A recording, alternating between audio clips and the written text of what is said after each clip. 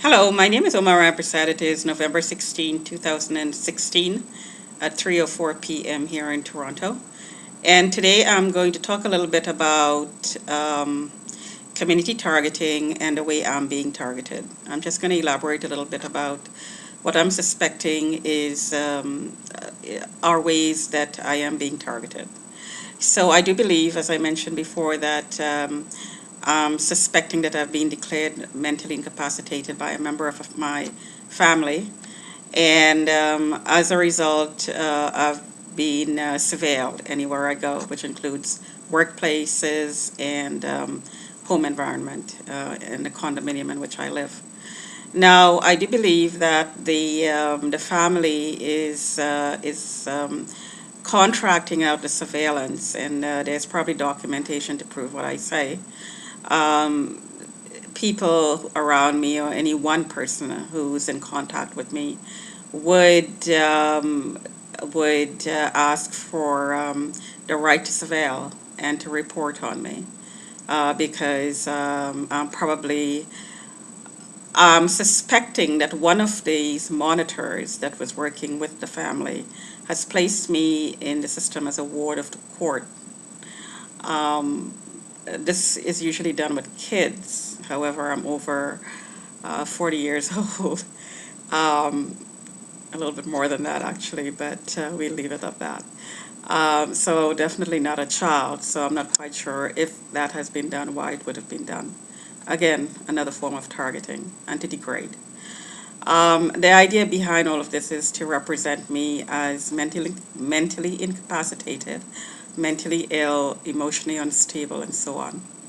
The reality of the situation is if there are symptoms that I'm exhibiting that could be construed as symptoms of mental illness, is actually these symptoms are actually a result of being harassed. There's no underlying cause for any diagnosis for a mental illness. It's just symptoms of being harassed for a very, very long time, years upon years upon years. Just to talk a little bit more about the monitors.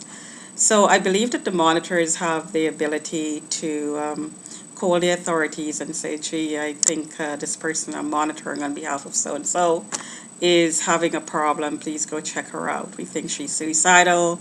We think she doesn't have enough food to eat. We think she's not keeping herself clean enough.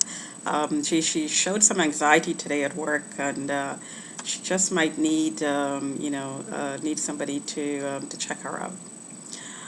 I do believe that the surveillance is probably going beyond the 9 to 9 or 9 to 10 monitoring time. It probably is invading my privacy inside my home as well, because I am a community target, and as such, I'm targeted by criminals who also invade your privacy. So maybe the two parties are talking to each other, maybe, I'm not quite sure. But just to get back to these requests for monitoring and to come and check me out, I'm suspecting the goal is to have a current reason, because I do believe that if you have to justify in front of a magistrate that this person is unstable and she needs to be monitored, she needs to be checked out by a community nurse and so on, you'd have to have a current showing of mental instability.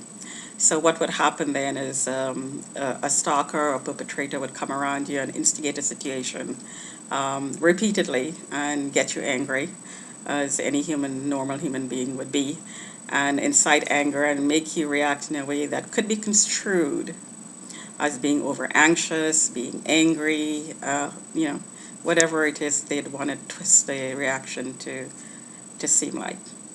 So these situations, I believe, are occurring to make me, again, to make me look mentally retarded, mentally ill, on a cumulative basis. So the file is growing thicker as we speak. So every day there is a request for somebody to come and check me out by a neighbor, I'm suspecting. It could be a worker in the environment, it could be a co-worker, it could be my boss, it could be a member of my family, it could be a member of the public. I'm on the bus driver.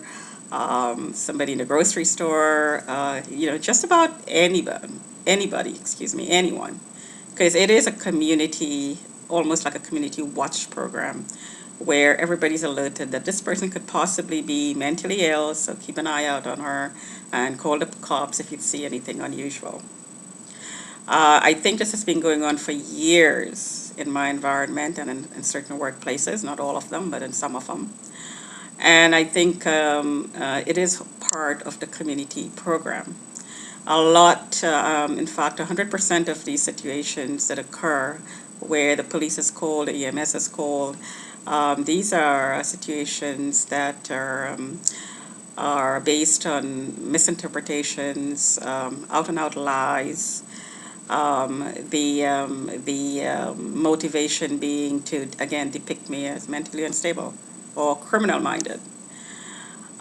So for any member of the authorities out there who's looking at this, um, please bear what I just said in mind.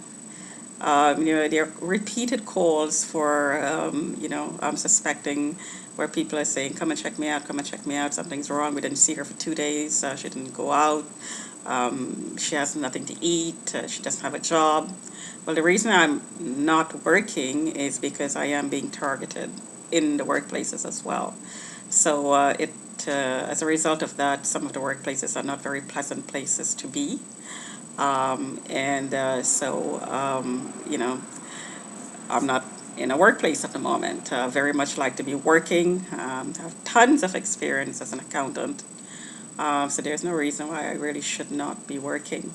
Other than these reports that are being made by monitors and it's being leaked to the public, and of course employers are getting most likely copies of these reports that are very, very, very degrading.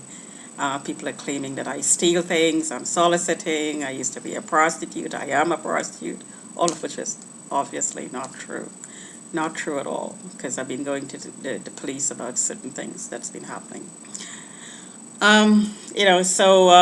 This is just a way of trying to clarify what I suspect is happening. Talk to you another time.